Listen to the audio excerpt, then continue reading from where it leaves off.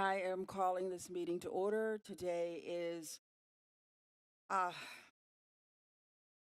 I just went blank. October the 9th, 2023.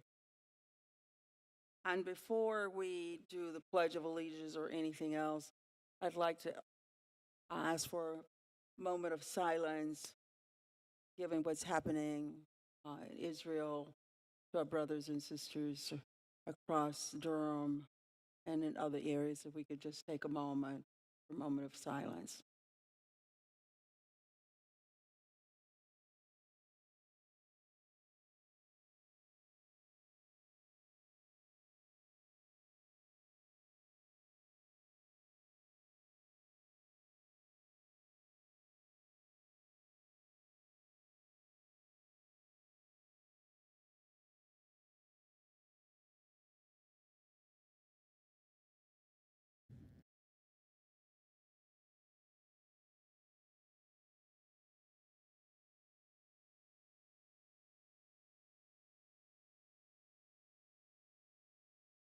Thank you.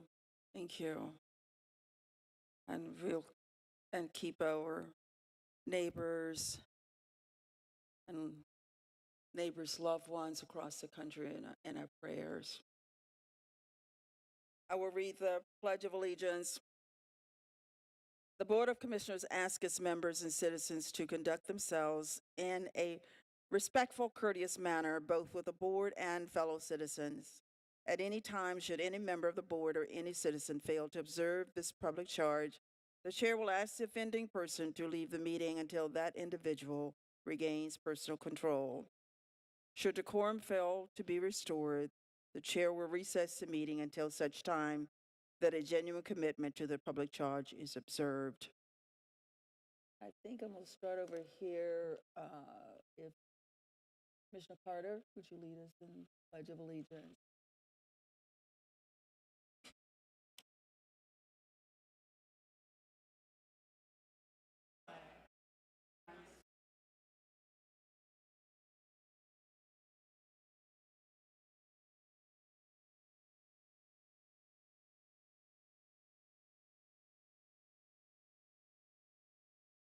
Thank you. Are there any agenda adjustments, commissioners?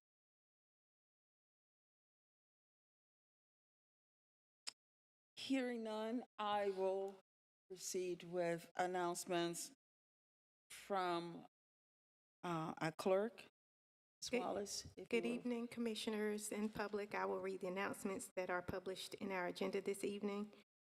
Election day for the 2023 municipal primary and election is Tuesday, October 10th, 2023. Polls will be open from 6:30 a.m. till 7:30 p.m. Reminder that you must vote at your assigned precinct location when you vote on election day. There is a link for locations. It is www.dcovotes.com. Durham County has ordered a new vehicle that will serve residents as a mobile Durham County office. DECO on the go will include broadband access, meeting rooms, large screens to share videos and other services. This vehicle will need distinctive artwork, and the county is asking local artists to assist. The DECO on the go design contest is open to artists 18 years and up, and winning designs for the bus wrap will be eligible for cash prizes up to $1,000. Younger residents in grades 6 through 12 can help design art for the rear panel of the vehicle with prizes up to $250. The deadline to enter is Tuesday, November 14th. There is a link for you to visit for additional information and to apply. Our Durham County Transportation staff wants your feedback. The public comment period for Q2 amendments to the FY24 Durham Transit Work Program is open until Friday, October 12th. For information on the proposed amendments, please visit. There is a website, and you can also submit public comments via email. That email address is transitplan@dconc.gov. It's time to get your flu shot. The CDC recommends taking your flu shot by the end of October to best protect yourself. Call the Durham County Department of Public Health at 919-560-7608 to schedule your shot or find a location. You can also visit the public health website at dcopublichealth.org to learn additional information. The operating hours of the North Carolina collection located inside the Durham County Main Library have changed. Effective Monday, October 2nd, the North Carolina collection will be open Monday through Saturday from 10 a.m. to 4 p.m. Appointments outside of these hours are available upon request. Please contact the North Carolina collection staff by email at ncc@dconc.gov or by phone at 919-560-0171. You can also visit the website durhamcountylibrary.org for additional information. All who live, work, and play in the Bull City are invited to complete an online survey to help develop a new cultural plan for the Durham community. Online surveys about community arts and culture are now available in English and Spanish. Survey responses must be submitted by 11:59 p.m. on Wednesday, October 18th. The feedback will inform the development of a new 5-year Durham City-County Cultural Plan. There is a link for the survey, and to also find out additional information, you can visit their website at www.durhamculturalroadmap.org. And lastly, do you receive SNAP, WIC, or live in Section 8 housing?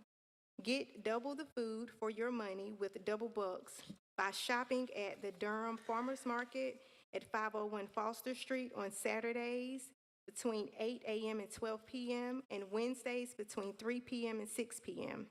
Also, the South Durham Farmers Market located at 5410 NC 55 on Saturdays between 8 a.m. and 12 p.m. and the Durham Farmers Market located at 1637 East Lawson Street on the 3rd and 1st Sundays from 1 to 4 p.m. That concludes the announcements published in this evening's agenda. Thank you, Ms. Wallace. The next item, Commissioners, is our minutes. We have minutes for our work session, September 5th, 2023, and our regular session 2025, September 25th, 2023. Are there any additions or to the minutes?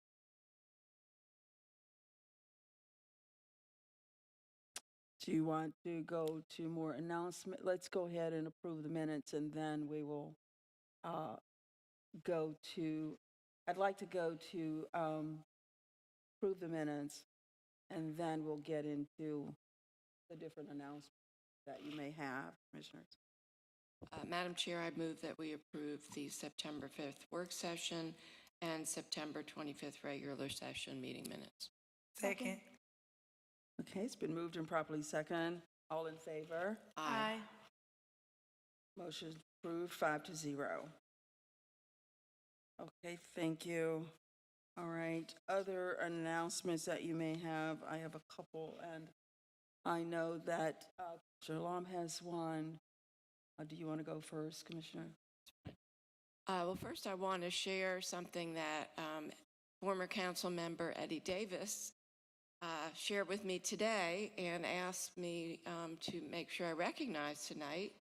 And that is that tomorrow, October 10th, is the 111th birthday of Durham resident Catherine Farrell. She is currently the oldest known living person in North Carolina. She was born in 1912, and according to Mr. Davis's research, she is among the top 25 oldest Americans. So just want to say on behalf of the Board of County Commissioners that we all wish Ms. Farrell a very happy 111th birthday tomorrow. Really incredible. I also just want to share, we had so many good announcements, but one is related to kids voting. trying to find the email that we got, is that kids voting, Durham, the county will be one of the co-sponsors of a youth candidate forum on Wednesday, October 18th from Yeah. 6 to 8:30 p.m. at Durham School of the Arts. Another announcement from our great public health department, Bull City Strong newsletter. There is a free COVID-19 and flu vaccine event coming up on November 4th at Trinity United Methodist Church from 9 a.m. to 1 p.m. So I will forward those so we could get those into our announcements. And lastly, I just wanted to take a moment of personal privilege to share a brief statement. Tonight, I speak out against the unprecedented attack of Hamas militants on the people of Israel. The deliberate and targeted killing of civilians, including children, seniors, families, and youth in their homes, villages, kibbutzes, and at a dance music festival, and the intentional taking of hostages is horrific and can never be justified for any purposes. As noted in the Guardian newspaper, the U.S. Special Anti-Semitism Envoy Deborah Lipstadt, who is one of the world's most renowned Holocaust scholars, called the Hamas attacks, quote, the most lethal assault against Jews since the Holocaust, unquote. She said there was no justification for the, quote, heinous, barbaric terrorism against Israeli civilians, end quote, and mass murder. I also want to recognize the ongoing suffering and indiscriminate killing of the Palestinian people and the more than 2 million Palestinian residents of Gaza who have been virtually imprisoned within the tiny area of the Gaza Strip for more than 16 years. Scores of innocent Palestinian children, families, and women are also now dying because of the Israeli military retaliation for the Hamas attack and the ongoing bombing from Gaza. Palestinian residents are now struggling to survive with no access to electricity, fuel, and food. War, terrorism, and the indiscriminate killing of innocent people must be condemned and must stop. There must be a two-state solution. The Palestinian people must have a homeland. The people of Israel must be able to live in safety and security. Peaceful coexistence and self-determination for all is the only way forward. Thank you.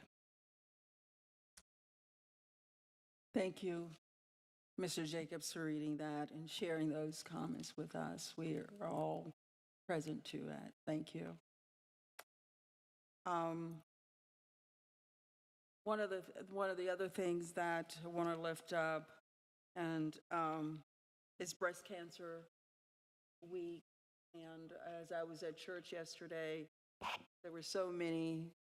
There were pink flowers. There were people wearing pink. We don't have a resolution today. We will do that at our next meeting, but I just want to lift up today that 1 in 8 women in the United States will be diagnosed with breast cancer in her lifetime.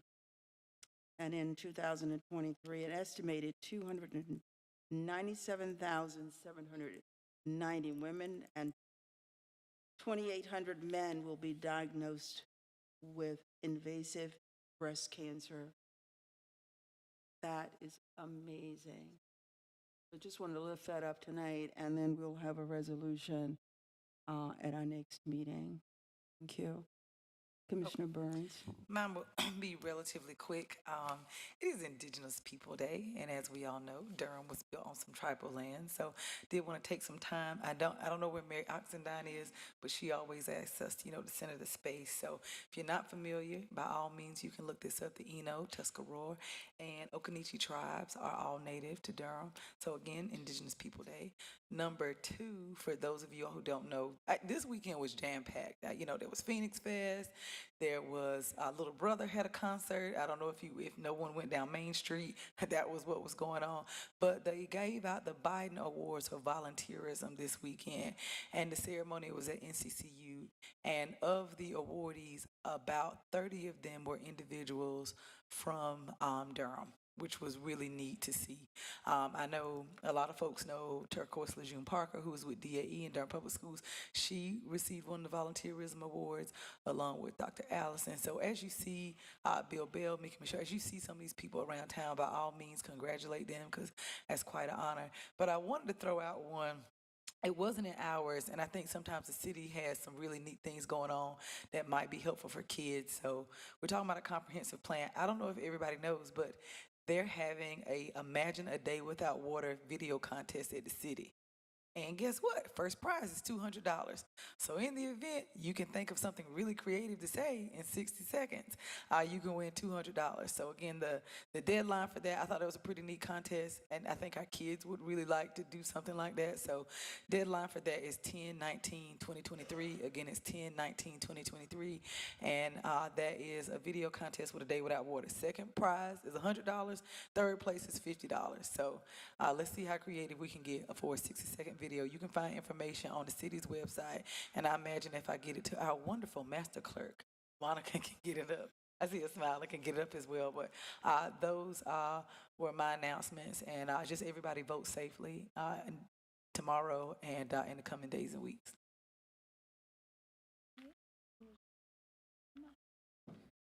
Yes, would you like mine during announcements or during ceremonial items? Since it's a resolution. I think usually ceremonial items.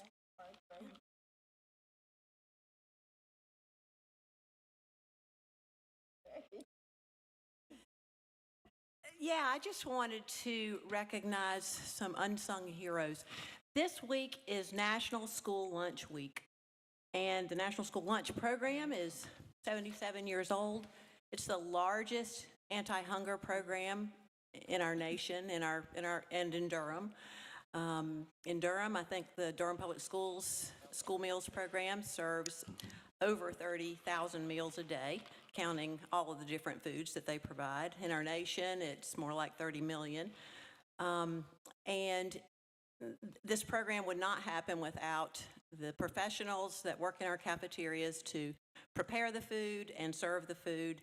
And this food, it nourishes our children, of course, but it also is probably the most important school supply that our children have. And I want us to just recognize the National School Lunch Program and keep in mind how important it is that we feed our kids healthy, nutritious food. Thank you, Commissioner Carter. And I do want to lift up the mentoring program that was held at the Convention Center this weekend. They had a conference, and they had a tremendous speaker. She was from Atlanta. She was great, and they probably had over 300 young people there. It was a great event for young folks and talk about mentoring. So there's a lot happening in Durham. All right, if there are no other, you got another? No, I just want to say congrats on a successful midweek to our manager and to Tammy Hall and to everybody that got together and collectively worked on that event. I know it wasn't easy. You all raised a bunch of money. I see if you did not have an opportunity, last week was Minority Economic Development Week. We took a lot of photos. When you said great speaker, I thought that's where you were going, but we had a great speaker. Just thank you, Tammy. Thank you, manager, for all that you do. I've heard nothing but glowing remarks, and people waiting to see what we do next. Okay, thank you. So we're going to move on to our ceremonial items. 230768 is the first one, and the introduction of Rashana Parker as our new Justice Service Director. And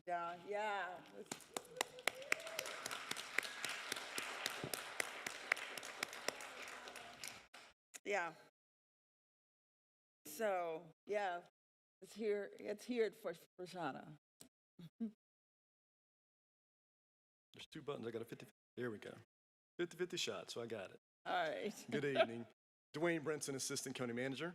I have the pleasure of introducing Miss Rashana Parker officially to the board and to the community tonight.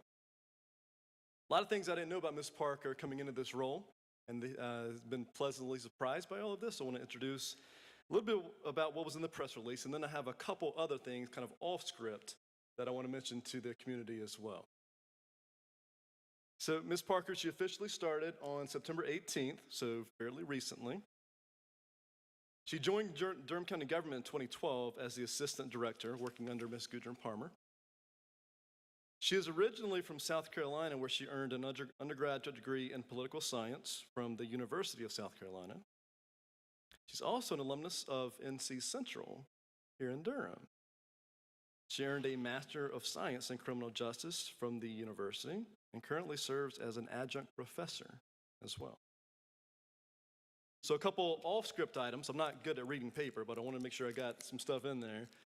A couple off-script items. When I go to a department and introduce somebody as their new director after a long, lengthy search, and the department staff gives a standing ovation to the choice, that reaffirms the decision. Right? So I was glad to see that happen when you have dozens and dozens of staff in the room and you introduce a new director. It just tells me a lot about what they think about Rashana and her work and her potential.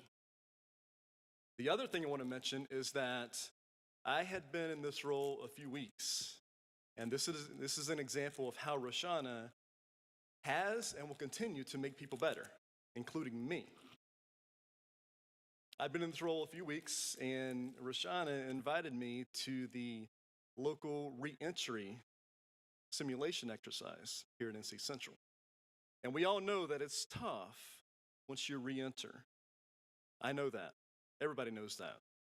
And I don't want to compare what I went through in that simulation to real life, but going through that simulation exercise and Rashana having the vision to help me go through that exercise, to experience on some level the reentry process. That was powerful. Rashana knew it would be powerful, and I'm thankful that she did that for me. It helps to give me a better insight into the work. And like I said, that's just one example of how Rashana is going to make everybody around her better. So with that, Madam Chair, Vice Chair, Commissioners, Manager, Attorney, Ms. Rashana Parker.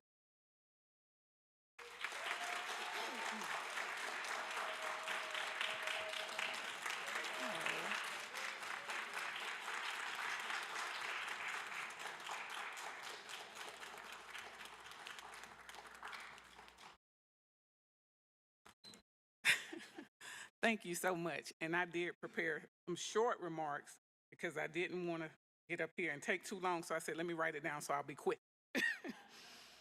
It is with great pleasure and gratitude that I stand here this evening as the Director of the Justice Services Department. I would like to thank this board, County Manager Sowell, Assistant County Manager Brinson, for believing in me and trusting me to lead this awesome department. I am honored to know that my hard work and dedication to this agency and Durham County over the last 10 years has culminated into this new role. I am excited to continue the charge of partnership, collaboration, and service provision at the highest level. I am committed to ensuring agency and staff growth while broadening our footprint in the Durham community. I want to thank the larger DECO leadership team for their outpouring of support and encouragement. I am grateful to the staff of the Justice Services Department, many of them seated in the back, for their continued teamwork and professionalism that has made this transition seamless. And last but finally not least, I would like to thank my son, Aaron, who is seated in the audience this evening, for being here tonight to support me. That is one of my most precious accomplishments. He is a sophomore at Winston-Salem State University, and I couldn't be more proud.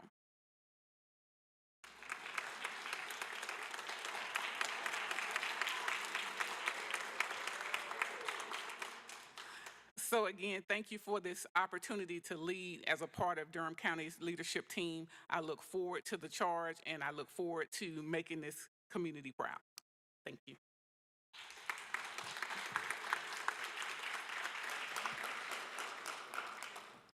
Well, Ms. Parker, we are more than excited about you and the work that you do. And as I always think about being in Greensboro, so I've been around for a minute, and just going to the conferences in Greensboro with you, and just knowing that you were there to gather information and come back and use that information here in Durham, and it has made a difference.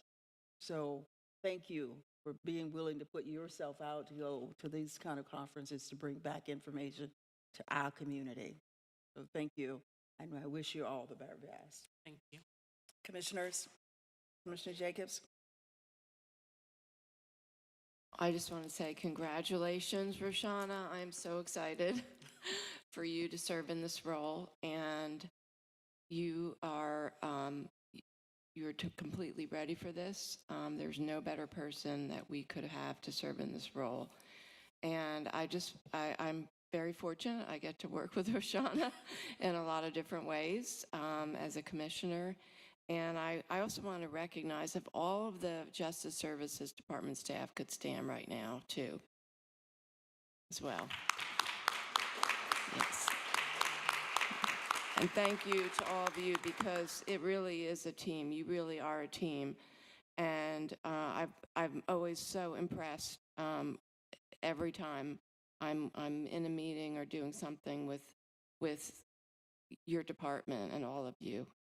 You do amazing work, and it was a testimony during the pandemic. You all kept working, and we didn't have really any staff turnover.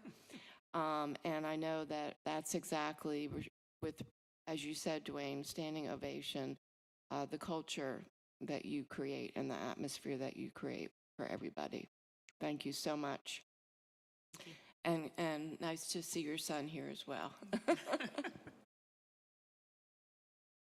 Yes, ma'am. Mine is really, really quick. So I was not privy to being in there with the staff when Dwayne said that everybody gave you a standing ovation. However, I do have a cell phone, and when the press release dropped, my phone had a collective standing ovation. People go, y'all made the right choice. Thank God. I'm so happy you did it. And it came from different groups of people. It's one thing if you get those kind of accolades from like one set. I had folks who have been just as involved. They said, oh my gosh, that's the right woman for the job. You know, I always use this phrase. They said it a little bit different, but we on camera. So, we won't say what they said, but what we will say is, I got the feeling that you're like a good hockey player. You know how to cover people and check them when they need to be. And so for me, that's the person that I want in that role. I didn't have anything to do with this process, but to hear law enforcement be excited, to hear folks from other counties who have directors that do similar work be excited about that, to hear folks I see your staff, they're everywhere. If I go to drug court, I see your staff. If I'm out in the community, I see your staff. If I'm at a random festival, so like you all are not you're a part of the community, and that comes from servant leadership. I don't see that changing. I know some of the innovative ideas that your predecessor had. You sat there and had an outline for them. So you prepped us. We're primed and ready. So just, you need to let us know how you want us to move, because we trust in your expertise, just like the judges, just like the justice involved community, just like nonprofits, just like those who are justice involved, and just like your new boss, Dwayne Brinson saw. So I look forward to supporting you, and just let us know how we can continue to get into good trouble. Thank you.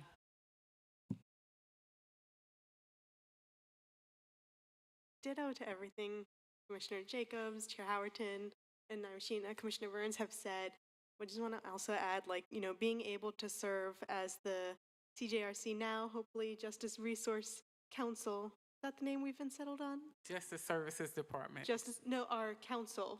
We haven't changed it yet, but Yeah. we're working on Our it. new name, TBD Council. Glad to be the liaison because it gave me the opportunity to get to see how much work Roshana has been doing, you know, even before entering into this role. If folks haven't had the chance to go look at the Justice Resources Department, it's smaller than our other county buildings, but the amount of services that they pack into that space is really astounding and amazing. For all of the staff, Roshana, thank you so much for all the work you do for our residents that oftentimes get forgotten. And so really, really appreciate all of the work you do to make sure that we remember them and that we uplift them and that our neighbors remember to uplift them as well. I think that's so, so important. And your role is really vital to everything that we do in Durham County because we are the human services, the social services. And if we're not taking care of our most vulnerable residents, we're failing all of our residents. So thank you so much, Roshana. And I was not part, none of us were part of the hiring process. And I know we had to go through the process, but at the same time, I was like, well, why do we need to do this? We already know who it should be. But I'm glad that through the process, what we all knew would be true came out, that you were the best option for this role. Thank you so Congrats. much. Yes, I definitely want to lend my voice to this chorus of congratulations and gratitude, Roshana. And I agree with everyone. And I was going to say something really similar to what Nitha said about how we were secretly rooting for you, maybe not so secretly rooting for you, and wondering what was taking so long to do the obvious. But I have always heard people in this community say, before I was a commissioner, that what was the Criminal Justice Resource Center, now the Justice Services Department, is such a gem in the crown of the county as far as services go. And I believe that's a testament to Gudrun and to you and to all the work that you and your team do over the years together. And you help put justice in the criminal justice system. You help bring more justice to people who are touching the system, and for that we're forever grateful. Thank you so much, and congratulations on your personal achievement too in this career Thank landmark. you so much.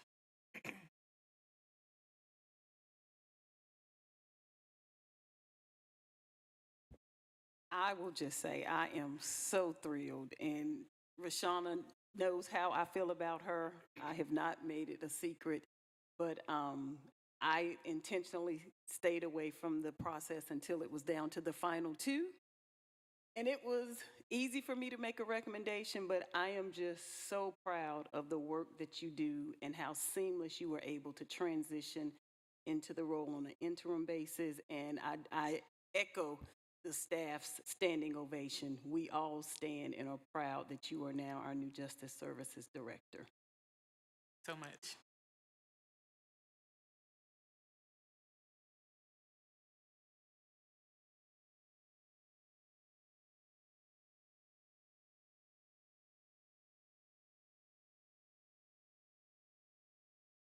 Thank you.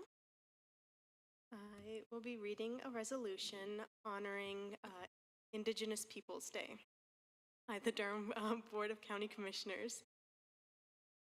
Whereas Durham County, North Carolina acknowledges its presence on the ancestral lands of the Eno, Tuscarora, Lumbee, Occaneechi, Chira, Shakori, Saponi, and Catawba tribes, whose rich history and continued contributions have greatly shaped the cultural, historical, and environmental landscape of our community.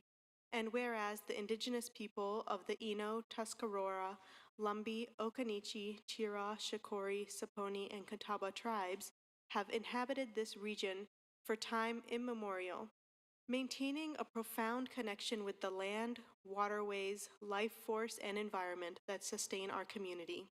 And whereas prior to colonization, indigenous peoples lived and flourished in what is known as the Americas from time immemorial.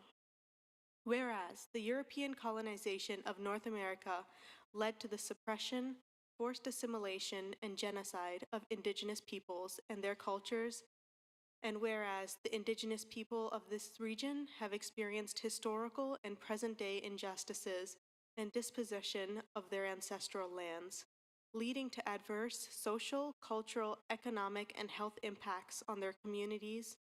And whereas Durham County recognized the vital role the Eno, Tuscarora, Lumbee, Occaneechi, Chira, Shakori, Saponi, and Catawba tribes play in promoting understanding, respect, and preservation of Indigenous heritage, language, traditions, and customs, which continue to enrich our community's diverse cultural fabric.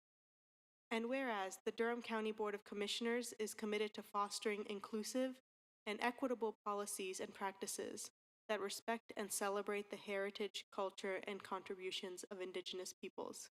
And now, therefore, the Durham County Board of Commissioners does hereby resolve to honor the ancestral lands of the Eno, Tuscarora, Lumbee, Occaneechi, Chira, Shakori, Saponi, and Catawba tribes on which Durham County is situated, and acknowledge their enduring presence in our community. Express its gratitude for the historical and ongoing contributions of the Eno, Tuscarora, Lumbee, Occaneechi, Chira, Shakori, Saponi, and Catawba tribes to the cultural, environmental, and social vitality of Durham County. Commit to fostering a spirit of respect, understanding, and cooperation with Indigenous communities in Durham County, recognizing their sovereignty and their right to self-determination. Encourage educational initiatives, cultural exchange programs, and partnerships that promote the awareness and preservation of the heritage, language, traditions, and customs of the Eno, Tuscarora, Lumbee, Occaneechi, Chira, Shakori, Saponi, and Catawba tribes. And continue to work towards policies and practices that advance equity, inclusivity, and social justice for all residents of Durham County, with a particular focus on addressing disparities faced by Indigenous communities. This, the 9th day of October 2023, signed the Board of County Commissioners.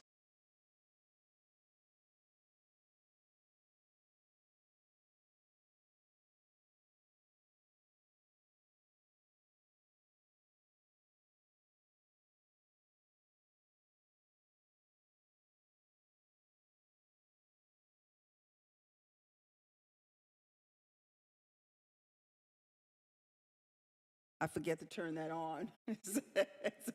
These are new computers for us, we forget to turn the button. So from September 15th through October 15th, we celebrate. And our country was conceived on a promise of equality and opportunity for all people, a promise that despite the extraordinary progress we have made through the years, we have never fully lived up to. This is especially true when it comes to upholding the rights and dignity of the indigenous people who were here long before colonization of the American before American began.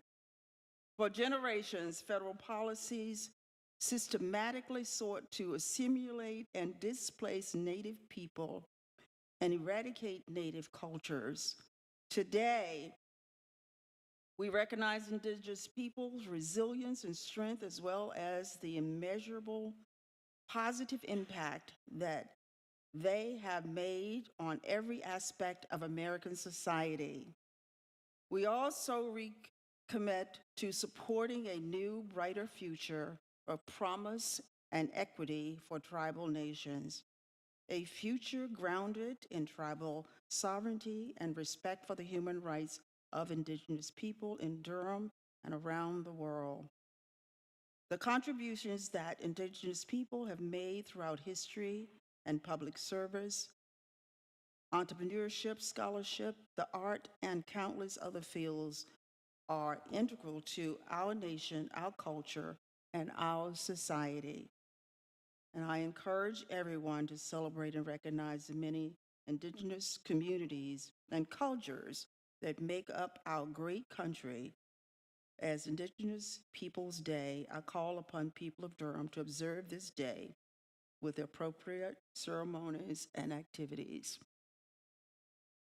So this, for us as a board, is a very special day, and we call upon all of Durham to celebrate. Thank you again, Commissioner Long. Madam Chair, may I add a comment also in Sure. relation to this?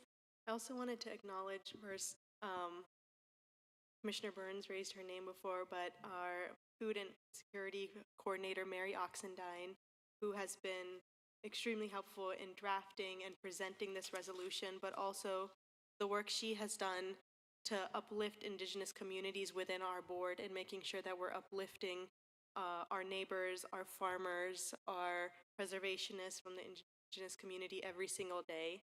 And I hope that all of us as a board will take this resolution and make sure we put actions and programs and policies behind this language also, so that we can, be strong-footed and not just introducing a resolution, but also making sure that there is support for our communities out of it. And an item that we actually do have, or the county does have right now, that can be beneficial to our Indigenous communities that I hope all of us help get out to our neighbors, is that the Durham County Open Space and Trails program right now has their grant open. That's open to all Durham County residents to apply for a up to $5,000 grant. And so I really want us to emphasize getting this information out, and I will do my part, I know my colleagues will, to our Indigenous communities to make sure they know this is an opportunity available. If you know someone in your community that would benefit, whether they use it for open space, for farming, for a trailway, for protecting waterways, this is a small step that we can take to support our community. Before that, we leave that, this is an announcement, and I know we've passed our announcement period, but since we're in this conversation, at the City Hall, there is says, join us as we recognize and celebrate the amazing contribution and impact of the Hispanic Latino community. That's on 10/12 at 6 o'clock, from 6 to 8. So if anybody want to attend that, I want to make sure that we lift that up so that people know. Commissioner Carter? Here to everything that has been said, and thanks to Commissioner Lom for drafting such a lovely resolution and giving this month and the honor that our Indigenous people have merited and have deserved for a long time, the gravitas and formality that it deserved. Really appreciate it. And of course, Mary Oxendine too, and all the work that she does. Yeah, absolutely. Anything else? Commissioner? Thank you. I also want to thank Commissioner Lum and Mary for the excellent resolution. And I just want to also lift up for all of us to think about what some of the resources that we have besides the DOS grant. We have public art, public history funding that the county has set aside. We have a policy that for any renovation or new construction, we set aside at least 1% for public art or public history. And I know there's a lot of work going on right now around a memorial or monument to the enslaved people who built the Durham community, the foundation of Durham. And there's actually, we have money set aside for this, thanks to Perry, related to the renovation of this building. And the city has an item in their participatory budgeting related to a Stagville Memorial as well. But I also want to, this is a reminder, when I read the resolution, Commissioner Lom, the first thing that came to mind for me also is that we need a memorial to the Indigenous people of our community. That we need that recognition as well. So I hope that is something that we will also take up opportunities for to incorporate the history and the contributions and the legacy of the first people of Durham County. So thank you. Hey, Commissioners, we are down to our consent agenda, starting with 2306. 066 to 230754. There are 27 items here. Are there any items you'd like to pull?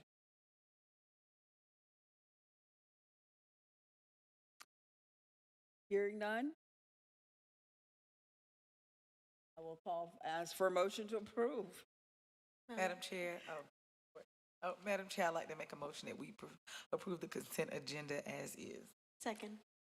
Okay, the consent agenda has been motion and second to approve. All in favor? Aye. Aye. Okay, my goodness. I was waiting. It's a lot of, you beat us. Y'all see how she Okay. beats us when we pull things? Yeah. So I was We waiting. feel like being Yeah. abused tonight. Okay, wait, Madam all right. Chair, Consent- before we move on and before I knew our it. planning All right, staff leave, Can I talk about the grocery store? now that the consent agenda is improved, I do think this is a historic moment. And I just want to recognize it, which is that our board has adopted the new comprehensive land use plan and also the new future place type map. So I want to give everyone on our board an opportunity to comment on it. But before I saw Scott and Sarah leave. Okay, but see, you're taking over my job. Well, Wait a minute. okay. Let's let you do yours, and Okay. I'll manage the Well, rest. Okay. we can either do it now or whatever, but I just didn't want them to leave. All right, I'll manage the rest. And I see Lisa here too. And yes, so I see a number of staff here, and I just want to make sure they get their flowers. So are you finished? No, I haven't made my comments. I just wanted to make sure we get a chance to do that. Do you want us to make comments right now? Well, yeah, I want you to go Okay. ahead and make your comments. Oh, okay. It might actually fit with the public hearing. I mean, it almost could go into the public hearing Yeah. comments. I was gonna mention. Because we've got a public hearing, so if you want to wait. Okay, And, that's fine. okay. All right.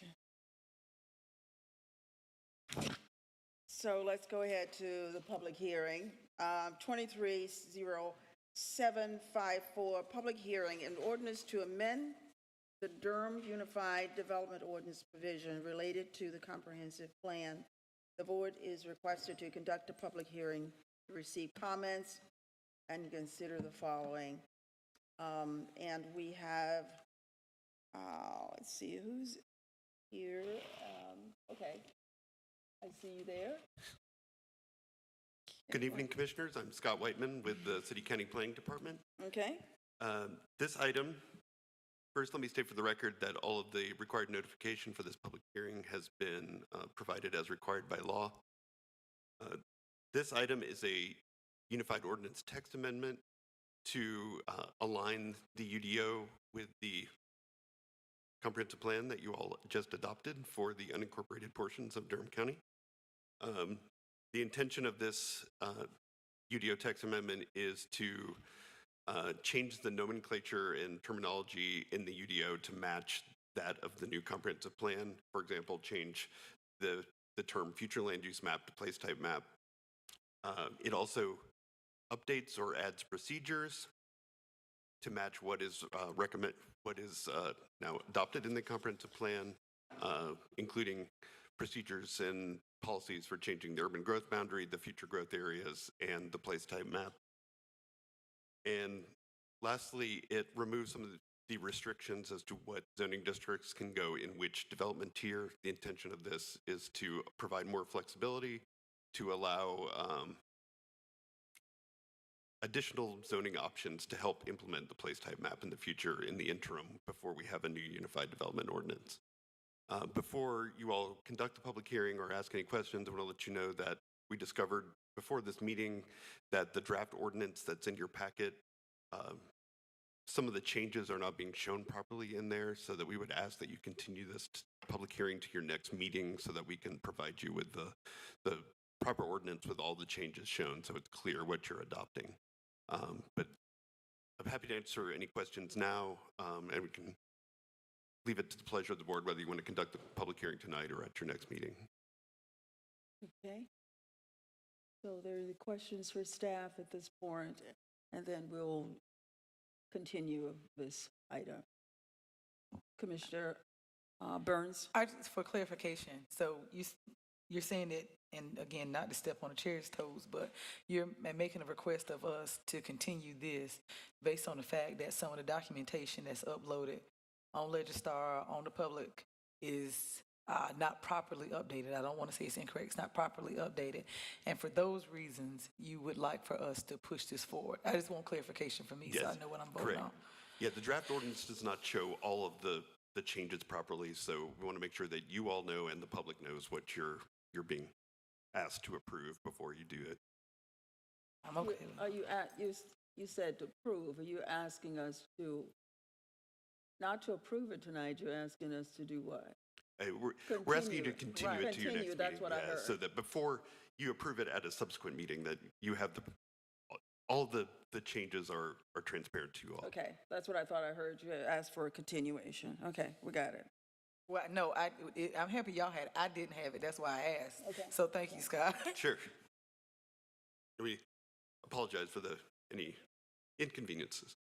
Any other questions? Commissioner Carter? Yeah, Scott, could you give us a specific example of, you mentioned Article 4, the zoning districts, removing limitations on which zoning districts are allowed in which development tier, and how making that change will be useful. Could you give a specific example of what you mean? Yeah, one specific example is the PDR, the Planned Development Residential District, which is what a lot of our residential developments are zoned to. It's limited to the urban and suburban tiers. And what we've heard from a lot of folks in the development community is that in order to get the density that we're looking for in a lot of places, particularly the transit opportunity areas on the place type map, the PDR is the best option we have to get densities above in the higher ranges that really the comprehensive plan recommends in a lot of places. So that's one specific example where if we allow that in more tiers and more locations, we can implement the plan better in the. We can achieve our desired goals and objectives better, I guess. That's right. Too. Yeah. And to be clear, what gets any zoning district anyone requests still needs to be approved by either the county commission or the city council at public hearing. Okay. All right. Thank you. I do have, Scott, was there another question? No. Would you explain a little bit on attachment A, 3.42C? Would you talk about that a little bit? Is this no separate application shall be required to amend the urban growth boundary location that is inconsistent with a zoning map change request? Just expound on that a little bit, if you will, please. Sure thing, Madam Chair. So state law in a fairly recent change mandates that when a governing body adopts a zoning action that is inconsistent with the comprehensive plan, then the comprehensive plan shall be deemed to change. This is different than what our practice had been for many, many years.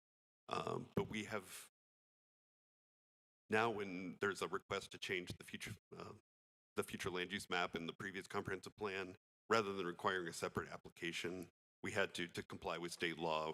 We would just, if the board would approve a zoning change that is inconsistent with the plan, then we would recommend that the plan be changed to whatever the most appropriate land use is. And so since the urban growth boundary is part of the plan, it is not ordinance, the same state law would apply to that. So we do have additional criteria in the UDO, in this proposed text amendment, and the comprehensive plan about what the board should take into account when considering a change to the urban growth boundary. But in order to comply with state law, we can't require a separate application to change the urban growth boundary or the future growth areas or the place type map in the comprehensive plan. It has to be combined with the zoning action.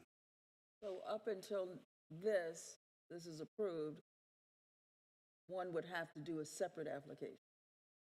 It was I think in 2020 or 2021, when the state law changed to do that, when we did require a separate application for changes to the comprehensive plan, but with that change in state law, we couldn't do that anymore. And so even if it would be our preference to have a separate application to change the urban growth boundary, we can't do that and be compliant. Thank you. Commissioner Jacobs, go ahead. Yeah, I don't know, maybe I need to wait until I see the track changes, but I was a little confused, some of the details, like the mailed notice table. Maybe I'm thinking of what we just discussed at Joint City County Planning Committee. Also, the means of notification. I guess what I would say before you come back to us is whether it makes sense to just address some of the changes that really need to be made about making sure that there is adequate notification areas, and also with the categories of where, publishing something, mailing something, or posting something. When I looked at that chart, there were several of those that I thought, well, I don't understand why we're just not always trying to do as many of those as we can. So again, maybe I'm going to see something different when you come back, but that was one of the things that jumped out at me. Also, the difference between university and college and university and college too. I have no idea what the difference is between the two of them. So again, maybe that some of my questions are going to be answered when you come back, but I did have a number of questions. Yeah, so this one, it's not clear because of the issues with the draft ordinance. Okay. But we were not trying to, with this amendment, change any of the notification procedures. We were just trying to make it clear that when it referenced, for example, a future land use map change, that we changed it to place type map, since that's. But we can talk internally and check with the attorneys to see if any additional changes could be made at this point. Mm-hmm. And then the University College District was developed theoretically for all the universities in town back in the early 00s, but working with Central, about a decade later, we discovered that UC district was very Duke-centric and was not very useful to North Carolina Central's campus environment. So we created a new UC2 district for North Carolina Central. So that's why we have two UC districts. Okay. Commissioner Burns? Mine is really quick, and I think after the public comment, I might have to come back to it. I go back and forth with the UDO. I'm not going to pretend that I don't. Not so much so with the comprehensive plan, not so much with the place type map. And it has, nothing to do with staff or the hard work that I know that some people put in, but there are some considerations to be made for these really, really niche issues for certain families on certain roads and access to some of our utilities. And I think where my concern lies is post we pass it, what processes do we have in place for folks to be able to appeal and move forward so that we don't have what seems like or is alleged as issues of equity around who has access to what in this town. That is until we vote on this, I'm probably gonna go back and forth. I remember I did not want to sit on Joint City County Planning when I got on this board. I asked for a number of other boards. I ended up with that one, and I'm chairing it now, and it has been like drinking out of a water hose. And so God had a different plan clearly in place for me to sit in that seat. But sitting in that seat, I hear the concerns of the public, and most of the time, I have to put on two sets of ears, right? So I'm really trying to figure out how I can pass some of this in good conscience, knowing that there might not be a remedy for somebody. So can you speak to what the appeals process looks like for some of our neighbors? And you know what those issues are, so I don't have to go through them. You better phone a friend. Yeah, I might phone a friend or a director.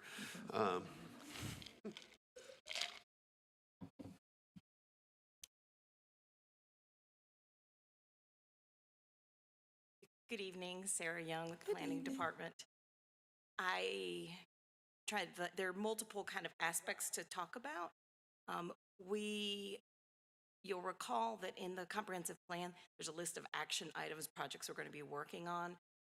We are internally working through prioritizing them, but staff can attest that I have already kind of told them internally that the water issue needs to be one of our top priorities for some of the first projects. And I apologize, I'm losing my voice a little bit, so forgive me. So that's one of the first projects that I plan to work on as we move out of adoption mode and into implementation mode. In terms of appeal,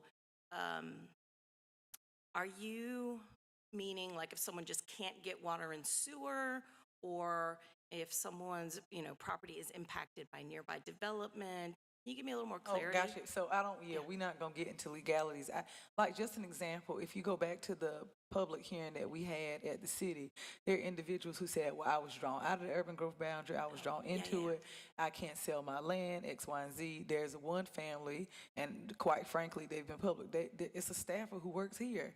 And this is an individual who's not had access to water, had to purchase their own sewer, and here it is 700 feet away. There's a development that has access to water 800 feet away, and there's this black family on 20 acres that doesn't have access to water. So somebody got to make it make sense, because I can't in good conscience vote for it when I know that kind of inequity exists. Yeah, I'm glad you clarified that. So we did include those couple of areas. I think there were two specifically, staff can correct me if I'm getting that wrong, where we put them back into the urban growth boundary. We put a future growth area over top of it. And in the comprehensive plan, we added something that basically said that when that area is developed and utilities are extended to it, it needs to be done all together, so that kind of no one is left behind, or only the developers that, have the ability and the other residents don't get any services. Or so it's really intended to come in as infrastructure ready for that whole little region of future growth area that's designated. So that's one way that we're trying to get at that, so that we prevent exactly what you're concerned about. Well, that's a fair compromise. This is my last question, because I know the public wants to have their say.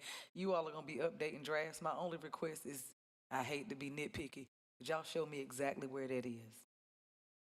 So when you all make those updates, track those changes, I'm respectfully requesting a page number. Not saying that it's not there. I need to know so I can answer that question, because I don't always have the two of you with me. Thank you. Sure, we can send a follow-up with that information. Thank you. Absolutely. Yeah, just to follow up on Commissioner Burns. No, Commissioner Jacobs and I was out today looking at some of the areas that have been impacted. And one house in particular that will not have sewer. It's hard to understand what we're doing that people don't have sewer. They have water, but they won't have sewer.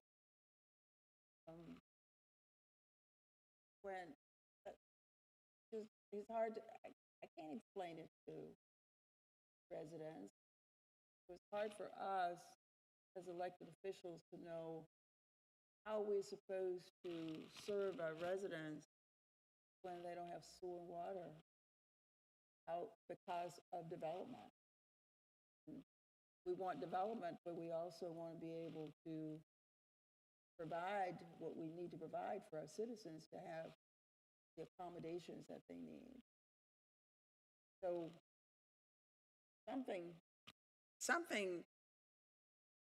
we're not doing something that people are left without water and sewer, or left without sewer. They have water but no sewer. Like, how does that work? So I don't know if you have an answer, and you may not have an answer, but I know that it's something that we've got to do something about. Sure, would you like me to respond a little bit? If you have a response to that, yeah. Yeah, I think there's a couple of things. We've had some unusual circumstances, one of which was someone whose septic system was not where it was supposed to be, and was impacted by development, and so they don't have service. So we've been trying to work with a developer to try and bring resolution to that. They unfortunately have not been responsive. So we have some unusual circumstances like that that I don't think anyone could have predicted or necessarily, completely eradicated. We have done some things like the recent text amendment you all passed for phased development does require 10-foot no build, no grade setback that would have prevented in a particular case that I'm thinking about in that area, it would have prevented damage to that offsite septic system. So we are trying to do some things like that. I think the other thing is looking at, there's a couple things. One is, I think there's a policy that we added in the comprehensive plan that it's very common for developers to purchase a large tract of land, and will carve out the existing house, homeowner, and then develop the rest. And so that leaves that kind of this island of well and septic that's not really, in the best interest overall and could cause issues down the road. So we've got a policy now that says that we really shouldn't be doing that. We should be bringing everything in together to be able to provide services, et cetera. So that's one thing. The other thing is looking at some changes, in city code to make it easier to extend water and sewer under certain circumstances to folks. There's already a carve out for situations where it's needed for like health reason, or if it's a single family house of a certain age. So looking at expanding what we can do to make it easier to facilitate those connections. Because also from an environmental perspective, septic, not great. So as much as possible, we would, where connections are feasible, we would like to get people to a safer, more ecologically friendly water and sewage system. Commissioner Long. Thank you. I have a question of just some information that would be really great to be added for our discussion and presentation when this comes back to us. I know we've talked a little bit about this, like offside, about the actual like permits around blastings and everything. Wondering if you could present to us when we come back with this, what can we do under North Carolina law around increasing the requirements on the permits for blastings, like requiring that whether it's the city fire department or the county that they have to apply for the permit to, that they provide all of the before and after, the developers provide before and after pictures in their permit applications. So that way, what we're hearing a lot of times when we've been touring neighborhoods is that these residents can't afford their own personal inspections. They don't know when these blastings are going to happen to get pictures taken before the blasting is done. Of how can we adjust that permit process within our legal limits to make sure that we find ways within those small pockets of the UDO. So the blasting permit process is not in the UDO, so it's not really appropriate to bring it back with this. It's actually not even under the planning department's purview. So, but I'm happy to coordinate with the administration and make sure that you all get information and can explore that further. Be really great. Thank Absolutely. you. Any other questions, Commissioner Jacobs? Well, just want to follow up on Commissioner Lam's comment, because we were out on a tour this morning, and Yeah. this came up a lot, and it's going to really take getting everyone together, the fire marshal, the fire department, and really understanding how the process is working now and how it needs to change. Because one of the things that we learned is, first of all, there has to be a pre-inspection of the existing conditions of people's houses, their foundation, their walls, the condition of their homes, and also their wells and their septic systems.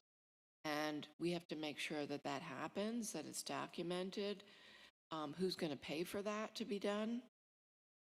Then related to the blasting permit, we have to be really clear on where are they actually placing the devices where they measure the blast, and we have to make sure that they are at the site of people's homes, at the site of their wells, at the site, anything that could be damaged. And then we have to make sure that information is shared with the homeowner or the person who lives in the house. Because what people are finding is that when they go to file claims, if they don't have access to all this information, the insurance companies are rejecting it. Both of the homeowner's insurance and the blasting company is rejecting having any liability. So I believe this can be addressed, and we really need to make this, and it's not, definitely is not your job, Sarah, but I guess to ask the county manager if we could get city and county staff together and bring us all together. This really, we should be able to address this, and we need to do it ASAP. So thank you for that. Thank you for bringing it up, Commissioner Lum. Yeah, and we had our Representative Caucus was with us this morning, so he heard that conversation as well, and he will be looking along with us to see what can be done, even from the state level. So we hear you. We hear you, our citizens, and we are all, this conversation, city was there with us. So you had the city, county, even had a representative from the school looking to see what can we do to mitigate this kind of conversation. These things are happening to our citizens. It makes no sense. And for us to sit by and do nothing, we're not doing our job. So anything else that you have? Any more other questions that you have? Okay. Are staff, are there any staff members that would just like to stand up and say anything regarding the comprehensive plan? Well, I need to finish this. Yeah, we'll move it forward. I need to Yeah. finish this item, and then if you want to acknowledge anybody that's been working on the comprehensive plan, do that. So, Scott, all we need to do tonight is just Move it forward. move this to our next agenda item. Is that correct? If you could open the public hearing and And then move it forward. take a motion to continue to the next meeting. So to open the public hearing and close it, and then, You need to leave it open and then continue the hearing to the Okay. next meeting. And then you can still, you can continue, you can have the public hearing at the next meeting as well if you. okay. So I will open the public hearing. And do we accept questions or just open the public hearing and then get a vote to move it? It's up to you, but you can definitely just vote to continue it now. Okay. So But the are there public- people here, I wonder, who were thinking they were going to get to speak tonight? Are there, We didn't have any citizens signed up to speak this evening. Okay. so there's no one signed up to speak? No, ma'am. Okay, thank you. So I will ask for a motion to move this item to the next meeting. Madam Chair, I make a motion for a continuance of this item to our next meeting. Second? Been moved and second, all in favor? Aye. Thank you. Madam Chair, The attorney. could we just, for the record, name the date and time of the meeting so it can be specific in these minutes? Which one, and it's the So clerk? our next meeting is the 23rd, 7 p.m. 23rd. 23rd. So this item will be moved to the 23rd. Okay. All right. So that takes care of all the items that we have.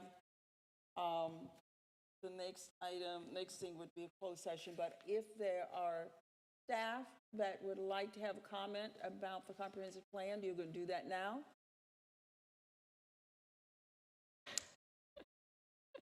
Good evening, everyone. I'm Lisa Miller with the Durham City County Planning Department. Have been part of the team in our department working on the comprehensive plan for the last 4 years. We started in June 2019 getting going with this. Thanks for the opportunity to just say It's nice to have a little bit of closure to a whole lot of hard work that's gone into this work, into this project by so many people in this community. We've been really, really excited and fortunate for how many people have decided to take us at our word when we said we wanted to try and do things differently to bring residents more into the work so that the plan that you all adopted tonight could really, as much as possible, be a reflection of the voices, the needs, and the priorities of those in our community. So just wanted to say thank you to everyone in the community who's participated and helped along the way. And thank you to you all. We know we've come to you so much and you've listened to so many long presentations. We appreciate the support and the guidance along the way. So thank you very much. You. I just want to say quickly that while the planning department may be kind of the stewards that usher this plan into being and revision and kind of hand-holding and nurturing it, this really is a county-wide and city-wide plan, and we are grateful for the partnership of all of our colleague employees in other departments that have worked on this. It really, like I said, it's not the planning department's plan, it's everyone's plan. It should help in terms of, long-range service provision planning, both infrastructure and services. The plan touches on a lot of things. And so I just want to kind of put it out there that while we may have been the ones to kind of walk it through, it really is everyone's plan. I really appreciate the partnership in the county and departments that have been. Well, Sarah, thank you, and your team, your department, even the community that worked on this with you, because this has been a mountain of work, and we appreciate all of you that has even touched this at all, because it's been a lot. And if you look at the whole document, you know it's been a lot. So thank you. Okay. Commissioners, comments, questions? Mr. Burns? I did like Rashana did, and I wrote mine down so that I wouldn't have to draw it on. Because I know it's not been a love-hate relationship. I know y'all think it has been. It's just I had a lot of questions. And I know people get irritated with questions, but I can't do my job unless I can. I did want to, before I read this, and it will be very quick, shout out to Kate. I remember one of my first meetings when I was vice chair. I said, well, you went to these places, and these places. Well, did we go here? And like 2 weeks later, it was a turnkey job. It was Sarah. I don't know why. Sarah, it was a turnkey job, Scott. And you all went southeast. You went up north. We tried. We did as much as we could during COVID. Like I look back at the engagement plan. So I'm thankful for that because I threw a monkey wrench in like once a month. Well, why y'all didn't do this and didn't do that? And many times you could have told me no, but it's your fault for enabling me. So I did just want to throw out there. This is really quick. And yes, Maceo, I will send this to you because this is where I get in trouble because I do think people think it's just y'all, and I want the public to know it's some of everybody. So a comprehensive plan is more than just a piece of paper or a collection of maps and graphs. It's a reflection of our collective vision, our shared dreams, and our unwavering commitment to the welfare of every resident of Durham County and the city of Durham. This plan lays out the roadmap for our county's future growth, ensuring that as we progress, no one is left behind. The world is rapidly changing, and with it, the challenges we face evolve. Population growth, environmental concerns, technological advances, economic pressures, all of these factors and more have been meticulously considered in crafting this plan, and for that, I thank the staff and the residents. It seeks to provide us with the strategies, guidelines, ensuring that our county remains resilient, vibrant, and inclusive. As I reviewed the Durham Comprehensive Plan, I, along with my colleagues, found it anchored in core principles: sustainable growth, economic prosperity, equitable development, environmental stewardship, and community involvement. The Durham Comprehensive Plan is more than just a guideline, it is a commitment. It's our commitment to every child for quality education, to every family seeking an affordable housing, to every entrepreneur dreaming of starting a business, to our neighbors seeking new modes of transportation, and to every senior hoping for accessible health facilities. I urge each of you to take the time to look at the plan as not a bureaucratic exercise, but as a living, breathing document that will shape the lives of our residents for decades to come. And I thank you. Okay. Commissioner Jacobs? Thank you. I wanted just to echo the comments of Commissioner Burns and I really wanted to make sure that we marked this moment because, as you noted, Lisa, this process started before the pandemic. It has been a lot of work. It's been a really detailed, inclusive process, and I think we have a great plan. And I think it's something that if it takes us another 20 years to revise it, that I feel confident that it is a plan that we can grow with over the next 20 years. I think it has a framework that is, it is, you know, well thought out enough. It's deep enough that to me, it is our vision for the future.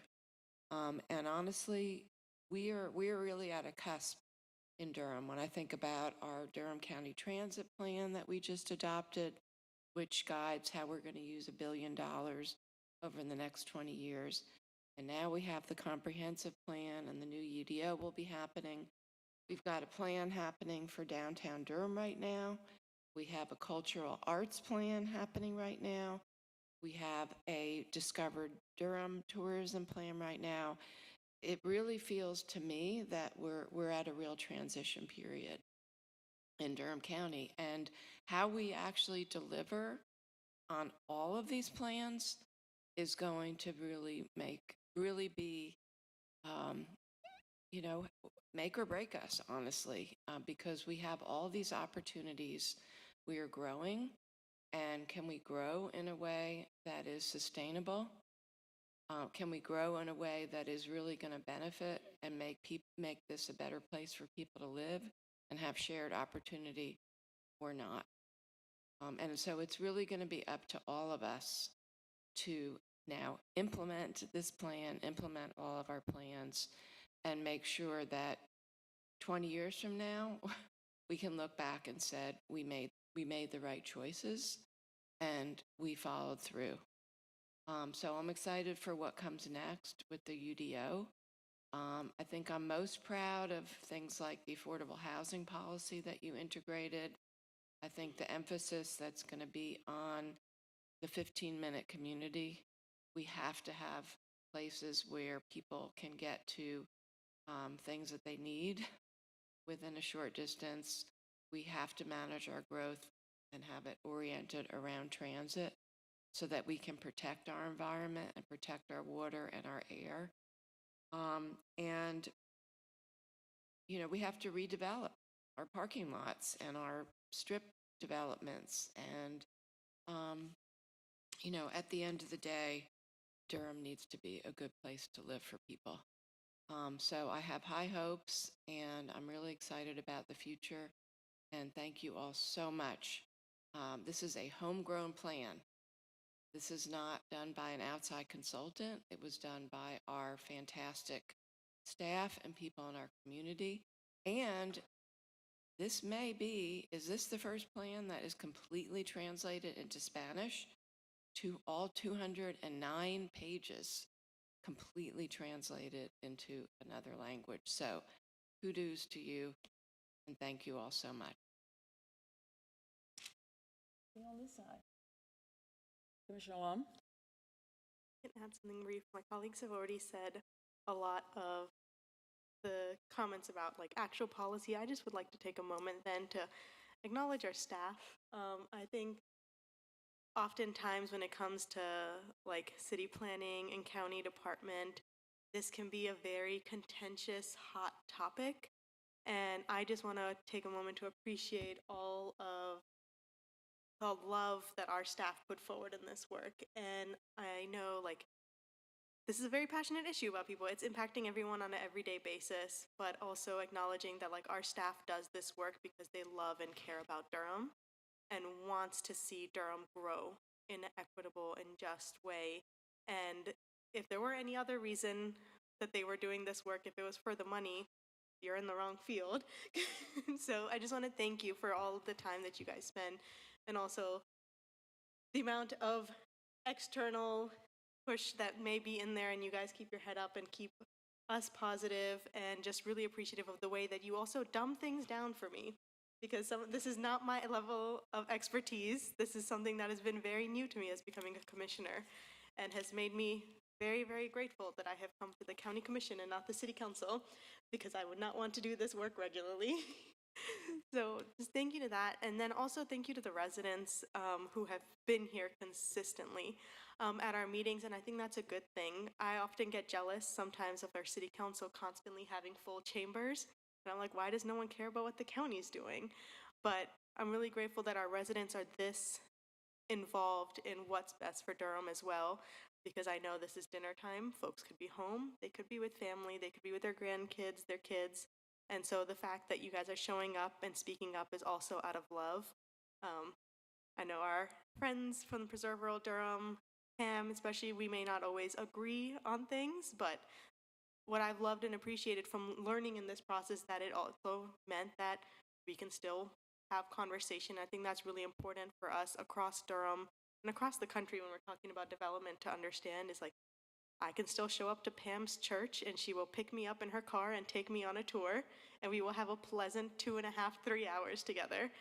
And I just hope that, you know, as we continue to work on these major plans, that we all show each other this level of respect and humanity every single step of the way, and make sure we acknowledge and respect that our staff are very passionate about this and love Durham. Our residents are very passionate and love Durham.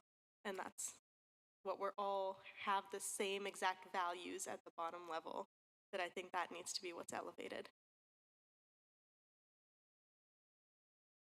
Commissioner Carter?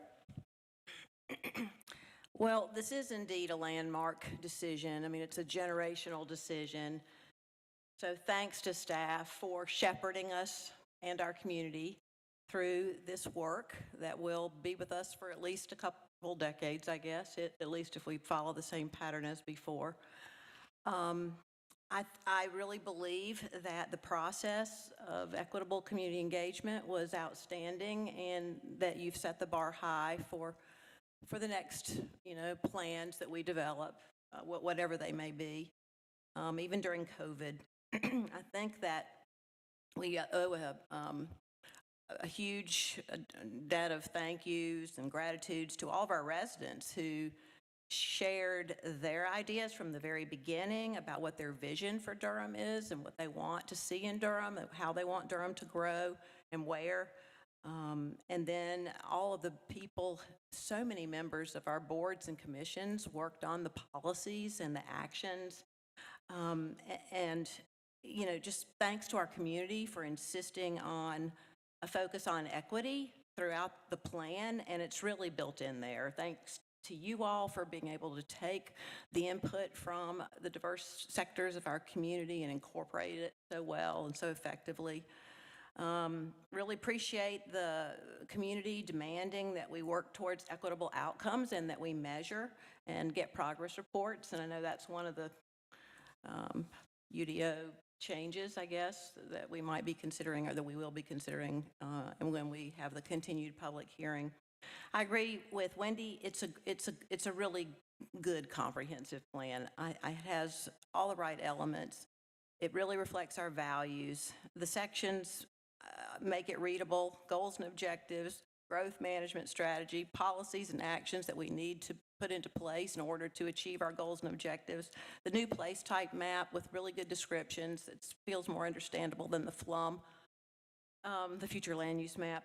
And, you know, I agree. You know, we want to encourage development within the current boundaries rather than spreading out, and this plan encourages that. We want to protect sensitive environmental lands, and the plan encourages that. We want to better connect the planning and the construction of our infrastructure with new development and where it is, and future growth areas really help us focus on that. More and more, I could say so much more. I have a few more notes, but it did feel a little bit, what's the word, when you have something that's a really big deal, but you just kind of go out with a puff. Can't think of the word. Anticlimactic, that's it. It felt a little anticlimactic not to say anything, so thanks to Commissioner Jacobs for opening up the comment period. Well done, and I hope you all feel proud of this body of work. It's really something, I think, for Durham. Thank you so much. Anything else for you? Okay, thank you so much. Let you go home now. So, commissioners, we have one more item. We have a closed session. Our public part of the session tonight has come to an end, and we have a closed session.